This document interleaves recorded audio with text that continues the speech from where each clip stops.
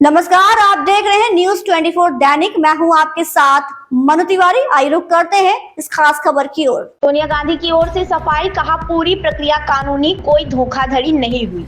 National Herald case में कांग्रेस की पूर्व अध्यक्ष सोनिया गांधी की ओर से शुक्रवार को कोर्ट में अहम दलील पेश की गई। सीनियर एडवोकेट अभिषेक मनु सिंघवी ने सोनिया गांधी की पैरवी करते हुए अदालत को बताया कि इस मामले में ना तो किसी प्रकार की धोखाधड़ी हुई है और ना ही कोई मनी लॉन्ड्रिंग मामला बनता है। उन्होंने कहा कि पूरी प्रक्रिया पारदर्शी और कानूनी दायरे में रहकर संपन्न हुई है।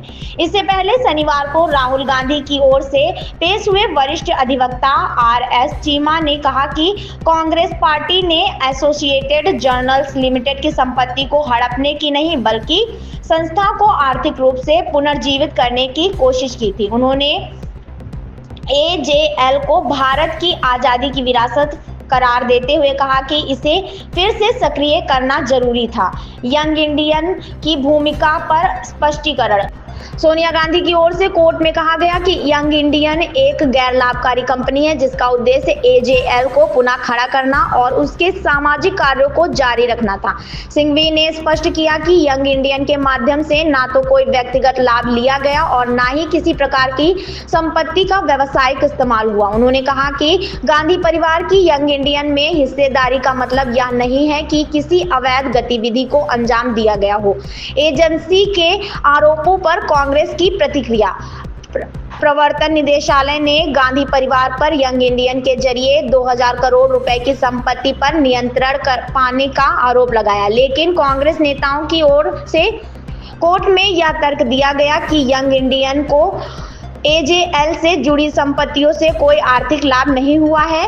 संस्था केवल एजेएल की ऐतिहासिक भूमिका और सामाजिक उद्देश्यों को बनाए रखने के लिए काम कर रही है।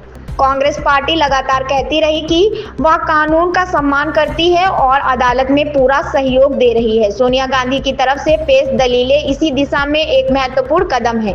पार्टी नेताओं ने बार बार दोहराया है कि नेशनल हेराल्ड केस राजनीतिक प्रतिशोध का हिस्सा है जिसका उद्देश्य विपक्ष की आवाज को दबाना है। अगली सुनवाई की प्रतीक्षा। कोर्ट में अभी दोनों पक्षों की दलीलें जारी हैं। विशेष न्यायाधीश विशाल गोग ने इस मामले की अगली सुनवाई में सभी प्रस्तुत तथ्यों और दस्तावेजों का मूल्यांकन कर निर्णय पर पहुंचेंगे। रिपोर्टर मोहम्मद आसिम की रिपोर्ट। इस खबर में बस इतना ही। बने रहिए हमारे साथ और देखते रहिए न्यूज 24 दैनिक।